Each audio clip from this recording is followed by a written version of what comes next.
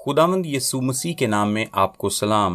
हम इफिसियों के खत के चौथे बाब की 25वीं ता 32वीं आयत में से नई जिंदगी के असूलों पर अपनी सीरीज को जारी रखे हुए हैं। आज हम 29वीं आयत पर गौर करेंगे, जहां लिखा है, कोई गंदी बात तुम्हारे मुंह से ना निकले, बल्कि वही जो जरूरत के मुआफिक तरक्की के लिए अच्छी हो, ताकि उससे सुनने वालों पर फजल हो। निजात याफ्ता शख्स की जिंदगी में एक और तब्दीली आती है, बुरी बातचीत की जगह तरक्की की बातें। ये बहुत ही अमली बात है। मेरे नजदीक कोई भी बात किसी गंदी गुफ्तगू से ज्यादा नापसंदीदा नहीं है। मैं ऐसी बात को बिल्कुल भी बर्दाश्त नहीं कर सकता। मुझे ये पसंद नहीं है। मैं ऐसी बात का हिस्सा नहीं बनना चाहता। मैं इन चीजों के इर्द गिर्द भी नहीं रहना चाहता। ये कोई ऐसी बात नहीं जिसमें मुझे कोई दिलचस्पी मिले। लिहाजा वो कहता है, कोई गंदी बात। गंदी के लिए यूनानी में लफ्ज सेप्रोस है। इसका मतलब है गला सड़ा। इसका ताल्लुक किसी ऐसी चीज के साथ है जो कि बेवकत है और बेकार है, जो बीमार शुदा है।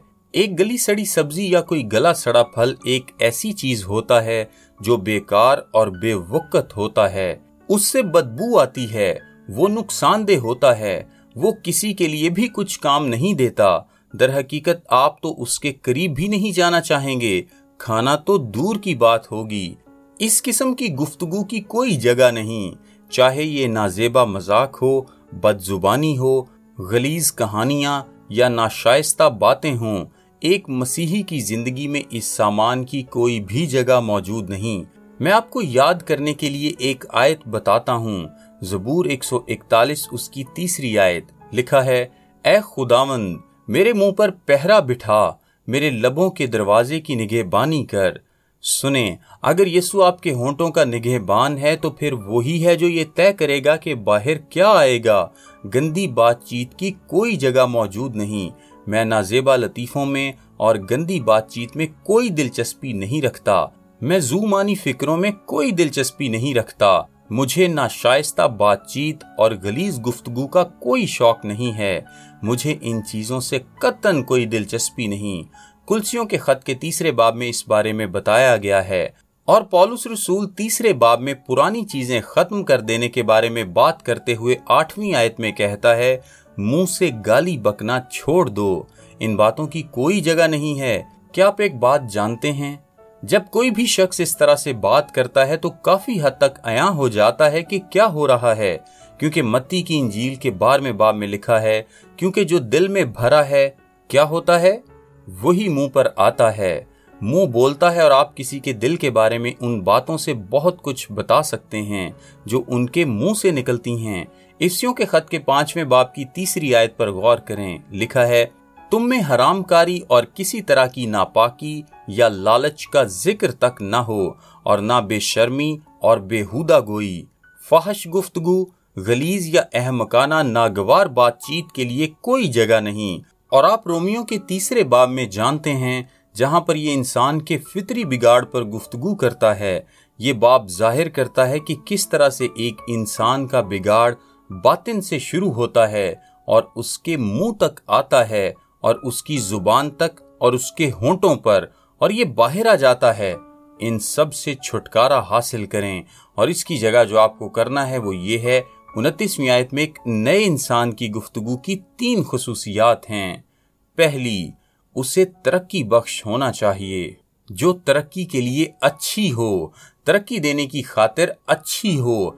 आप जब कभी बात करें तो अगर खुदावंद आपके होंठों की निगहबानी कर रहा है और आप अपना मुंह खोलते हैं, जो कुछ भी बाहर आता है वो जरूर है कि दूसरे लोगों की तरक्की करे।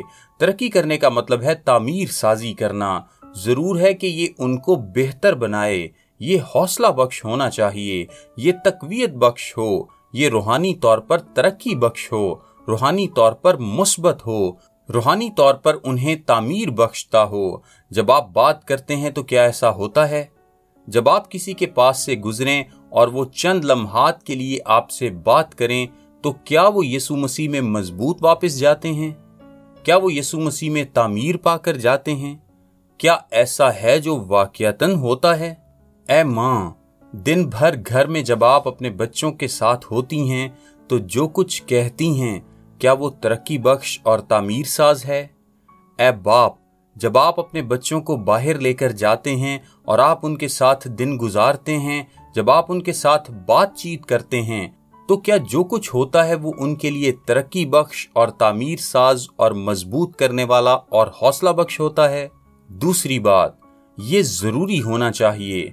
19वीं आयत में ये एक छोटा सा जुमला लिखा है, जरूरत के मुआफिक, और इसका असल मतलब ये है कि जरूरत के ऐन मुताबिक है, जैसे वो जरूरत के ऐन मुताबिक हो। अगर हम महज वो बातें करेंगे जो कि तरक्की बख्श और जरूरी हैं, तो हम ऐसे लोग होंगे कि लोग हमारे नजदीक होना चाहेंगे।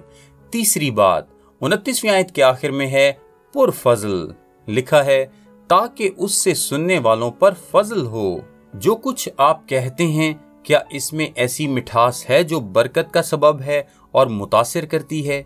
आप जानते हैं कि हर बार जब आप अपना मुंह खोलते हैं तो ये मजबूत बनाने की खातिर होना चाहिए, ये जरूरी हो और ये पुरफजल हो। हमें इसी तरह से बात करनी चाहिए। ये है जो आपके मुंह से बाहर निकलना चाहिए, न कि गलीज गुफ्तगू।